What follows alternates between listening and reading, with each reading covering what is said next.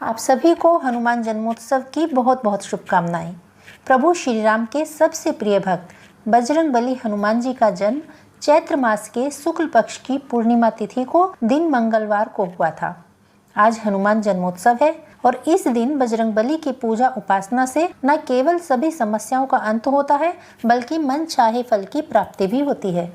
श्री राम भक्त हनुमान की महिमा अपरंपार है। उनकी शक्ति का कोई पैमाना नहीं है। ऐसा माना जाता है कि जिस घर में हनुमान जी की आराधना रोज होती है, उस घर में किसी भी नकारात्मक शक्ति का वास नहीं रहता है। बजरंगबली हनुमान भगवान श्री राम के भक्तों की हर पीड़ा को दूर करते हैं। आज की इस वीडियो में आप सुनेंगे कि भगवान श्री हनुमान का जन्म कैसे हुआ और यदि वो केसरी नंदन है तो उन्हें पवन पुत्र क्यों कहा जाता है। हनुमान जी के पिता का नाम केसरी था, जो देवगुरु बृहस्पति जी के पुत्र गदगद की संतान थे, और उनकी माता का नाम अंजनी था। अंजना अपने पूर्व जन्म में पुंजिक थला नाम की एक अप्सरा थी, जो इंद्र के दरबार में नृत्य किया करती थी। यह वही अप्सरा थी जो समुद्र मंथन के समय में निकली थी। उस समय 3 अप्सराएं निकली थी और उनमें से पुंजिक थला भी एक अप्सरा थी। अंजना, जो देखने में अत्यंत सुंदर और चंचल स्वभाव की थी, एक बार देवराज इंद्र ने उसकी सेवाओं से खुश होकर उसे पुरस्कृत करने का फैसला किया। उन्होंने अंजना से उनकी इच्छा पूछी और उससे कहा कि वह उससे बहुत प्रसन्न है और वो जो चाहे मांग सकती है। तब पुंजिक थला ने कुछ झिझकते हुए देवराज इंद्र से कहा कि हे प्रभु, एक ऋषि अग्निरासा द्वारा मुझ पर एक श्राप रखा गया है। यदि हो सके तो कृपा करके आप मेरे उस श्राप को हटवा दें। तब देवराज इंद्र ने उसे अपने श्राप के बारे में विस्तार पूर्वक बताने के लिए कहा और उसे आश्वासन दिया कि वह उसकी मदद करने की पूरी कोशिश करेंगे।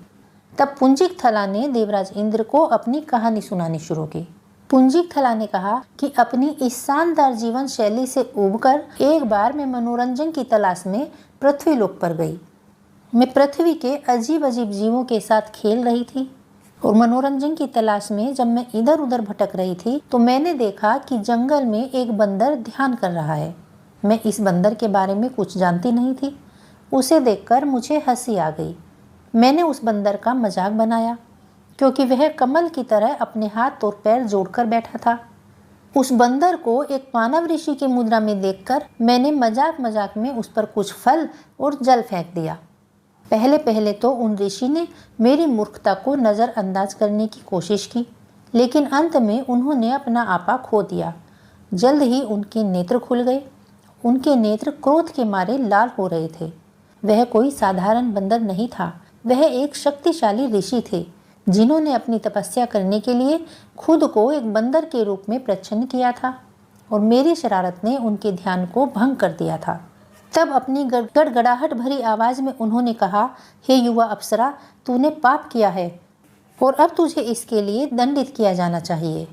तूने मेरे बंदर होने का मजाक उड़ाया है, इसीलिए मैं तुझे श्राप देता हूँ कि तू एक वानर कुल में जन्म लेगी। तेरा विवाह भी एक वानर के साथ होगा और एक वानर पुत्र को ही तू जन्म भी देगी। उनका यह श्राप सुनकर मैं डर गई। मैं उनके सामने रोने लगी, उनसे भीख मांगी, उनसे प्रार्थना की कि वह अपना ये श्राप वापस ले लें। लेकिन ऋषि अग्निरासा ने कहा कि वह इस श्राप को नहीं बदल सकते, परंतु मुझे देखकर उन्हें मुझ पर दया आ गई और तब उन्होंने कहा कि वह इतने इस श्राप को बदल तो नहीं सकते, परंतु यदि मैं अपने उस जन्म में भगवान शिव के अंश को अपने गर्भ में धारण करके एक पुत्र को जन्म दूं, तो मेरा यह श्राप समाप्त हो जाएगा और एक महान पुत्र को जन्म देने के कारण युगों युगों तक मेरी कीर्ति अमर रहेगी। तब अंजना ने कहा, हे देवराज, यह मेरी श्राप कथा है। अब हे प्रभु, कृपा करके मेरा मार्गदर्शन कीजिए। अब आगे मुझे क्या करना चाहिए ताकि मेरा ये श्राप शीघ्र से शीघ्र पूर्ण हो सके। उसकी कहानी सुनकर देवराज इंद्र को बहुत दुख हुआ और उन्होंने कहा कि मुझे लगता है कि इस शाप को दूर करने के लिए तुम्हें पृथ्वीलोक पर पुण्य जाना होगा।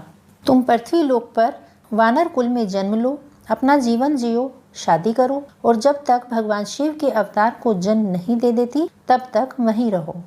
यह सुनकर अंजना ने देवराज इंद्र की सलाह का पालन किया और फिर शीघ्र ही पुंजिक थली ने वानर नरेश पुंजर की पत्नी के गर्भ से वानरी के रूप में जन्म लिया, जहां उनका नाम अंजना रखा गया।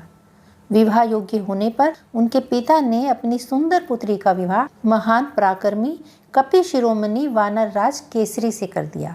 उसके बाद केसरी और अंजना सुखपूर्वक अपना वैवाहिक जीवन व्यतीत करने लगे, परंतु विवाह के कई वर्षों बाद तक भी वह दोनों संतान सुख से वंचित थे। अंजना अपनी इस पीड़ा को लेकर एक बार मतंग ऋषि के आश्रम में गई। तब मतंग ऋषि ने उनसे कहा कि दक्षिण दिशा में नारायण पर्वत पर एक स्वामी तीर्थ है। वहाँ पंपा सरोवर के पूर्व में नरसिंह आश्रम है। वहाँ जाकर उसमें स्नान करके 12 वर्ष तक तप और उपवास करने पर तुम्हें पुत्र सुख की प्राप्ति होगी। तब अंजना मतंग ऋषि और अपने पति केसरी से आज्ञा लेकर तप के लिए नारायण पर्वत की ओर गई। अंजना और केसरी दोनों ही भगवान शिव के परम भक्त थे। वहां जाकर अंजना ने कठोर तप किया और 12 वर्षों तक केवल वायु पर ही जीवित रही। तब उसके इस गहन तप और उसकी भक्ति को देखकर भगवान शिव प्रकट हुए और अंजना से पूछा कि वह क्या चाहती है। अंजना ने भगवान शिव से अपने पुत्र के रूप में जन्म लेने और उन्हें ऋषि के श्राप से मुक्त करने का अनुरोध किया। उसकी भक्ति से बहुत प्रसन्न हुए भगवान शिव ने उन्हें उनकी इच्छा पूर्ति का वरदान दिया और तथास्तु कहकर वहां से चले गए। और माता अंजना भी अपने पति केसरी के पास वापस लौट आई। उसके बाद एक दिन माता अंजनी मानव रूप धारण कर पर्वत के शिखर पर जा रही थी। वे डूबते हुए सूरज की खूबसूरती को निहार रही थी। तभी अचानक तेज हवाएं चलने लगी और उनके वस्त्र उड़ने लगे। उन्होंने चारों तरफ देखा, लेकिन आसपास के तो वृक्षों के पत्ते तक नहीं हिल रहे थे। उन्होंने विचार किया कि अवश्य ही कोई राक्षस अदृश्य होकर धृष्टता कर रहा है। अतः वे जोर से बोली कि कौन दुष्ट मुझ पति परायण स्त्री का अपमान करने की चेष्टा कर रहा है। तभी अचानक पवन देव प्रकट हो गए और बोले, हे देवी, क्रोध न करें और मुझे क्षमा करें। आपके पति को ऋषियों ने मेरे समान पराक्रमी पुत्र होने का वरदान दिया है। मैं आपको पूरी बात बताता हूँ। एक बार घूमते हुए वानर राज केसरी ने प्रभास तीर्थ पर देखा कि बहुत से ऋषि वहाँ आए हुए हैं। कुछ साधु किनारे पर आसन लगाकर पूजा अर्चना कर रहे थे। तभी उसी समय वहाँ एक विशाल हाथी आ गया और उसने उन ऋषियों को मारना प्रारंभ कर दिया। ऋषि भारद्वाज आसन पर शांत होकर बैठे हुए थे। वह दुष्ट हाथी उनकी ओर भी झपट पड़ा।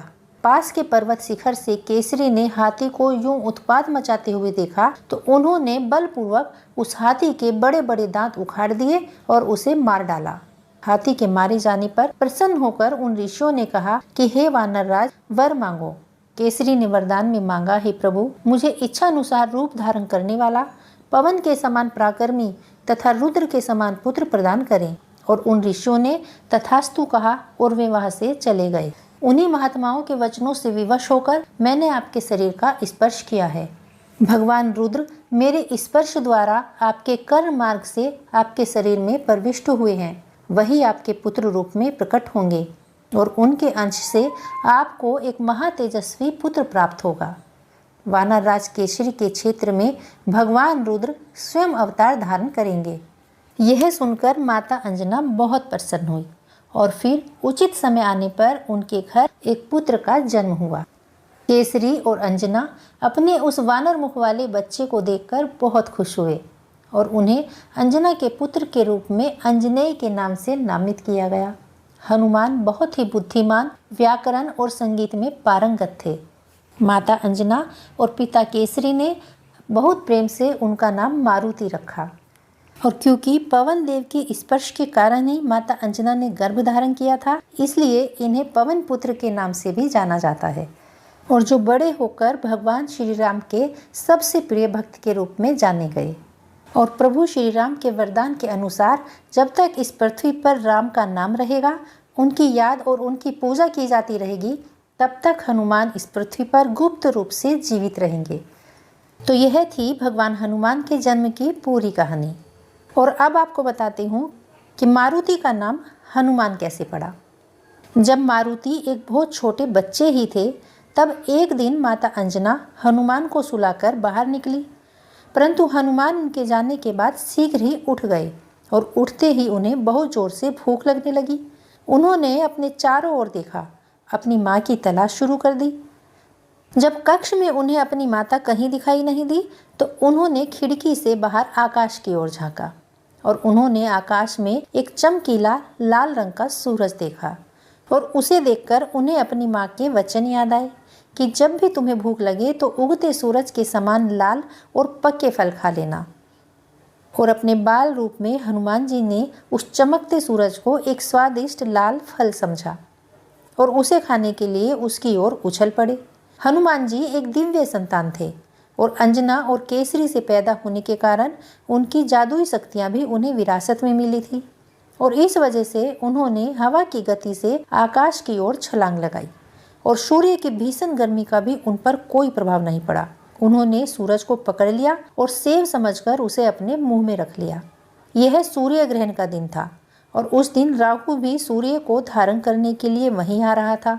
राहु को देखकर हनुमान जी ने सोचा कि यह भी किसी प्रकार का एक काले रंग का फल है और वह राहु की ओर भी दौड़े और यह देखकर राहु भगवान इंद्र से मदद लेने के लिए दौड़ पड़े। राहु ने कहा, हे भगवान, यह दूसरा राहु कौन है जो सूर्य को धारण करने आया है? मैं वहां से भागा और वह वस्तु मेरी ओर उछल पड़ी। यह सुनकर इंद्र हैरान रह गए और वह ऐरावत पर सवार होकर स्थिति को सुलझाने के लिए चल पड़े। वहां जाकर उन्होंने देखा कि एक बंदर अपने मुंह में सूरज को लेकर आकाश में खेल रहा है। इंद्र के हाथी को देखकर हनुमान जी ने सोचा कि शायद यह एक सफेद फल का कोई अत्यंत स्वादिष्ट और बहुत बड़ा फल है और यह सोचकर उन्होंने उस हाथी पर भी हमला करने की कोशिश की। उस वीर वानर के इस प्रयास को देखकर इंद्र अत्यंत क्रोधित हो गए और उन्होंने अपने वज्र का इस्तेमाल किया जो बच्चे की ठुड्डी से टकराकर धरती पर गिर पड़ा और इस प्रहार से हनुमान जी का मुंह खुला रह गया। यह देखकर पवन देव, जो हनुमान को अपना पुत्र मानते थे, हनुमान की ओर दौड़े, उन्हें स्नेह से गोद में उठा लिया और पाताल लोक की ओर चले गए। उनकी यह हालत देखकर उनकी माता अंजना भी विलाप करने लगी। पवन देव के अत्यंत क्रोधित हो जाने के कारण वायु का बहना बंद हो गया और इसके कारण वायु के अभाव में पृथ्वी पर जीवन ठप हो गया। जीवित प्राणियों की सांस फूलने लगी और वे बेहोश होने लगे। तीनों लोग एक अत्यंत कठिन परिस्थिति में आ गए। तब चिंतित ब्रह्मा जी, इंद्र और अन्य देवताओं के साथ वायु देवता के पास पहुंचे। उन्होंने वायु से फिर से उड़ने का अनुरोध किया, परंतु वायु देव ने अपने बेटे की हालत देखकर इनकार कर दिया। तब ब्रह्मा जी ने मारुति को अमरता, अजेयता और ईश्वर की स्थायी भक्ति और पराक्रमी होने का आशीर्वाद दिया। अग्नि ने उसे आशीर्वाद देते हुए कहा कि आग तुम्हें कभी नहीं जला पाएगी। काल भी कम उदार नहीं था। काल ने भी उन्हें आशीर्वाद दिया कि मृत्यु तुम पर कभी विजय नहीं पाएगी। स्वयं पवन देव ने भी उन्हें अपनी तुलना में अधिक गति होने का आशीर्वाद दिया। इंद्र ने कहा कि किसी भी प्रकार का कोई भी हथियार तुम्हें कभी घायल नहीं कर पाएगा। इस प्रकार सभी देवताओं ने उसे यह कहते हुए आशीर्वाद दिया कि कोई भी शक्ति और गति में कभी भी आपके बराबर नहीं होगा। सूर्य ने उन्हें लघिमा और गरिमा नामक योग की 2 सिद्धियां दी। लघिमा से वह सबसे छोटा रूप प्राप्त कर सकते थे और गरिमा से वह सबसे बड़े रूप को प्राप्त कर सकते थे।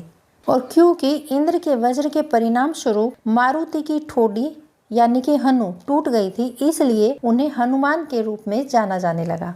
उसके बाद वायु देवता फिर से पहले की तरह बहने लगे और तीनों लोकों में जीवन फिर से सामान्य हो गया। भगवान हनुमान के जन्म और उनके जीवन से जुड़ी ये कहानियाँ आपको कैसी लगी, कमेंट्स करके अवश्य बताइएगा। जय श्री राम, जय हनुमान।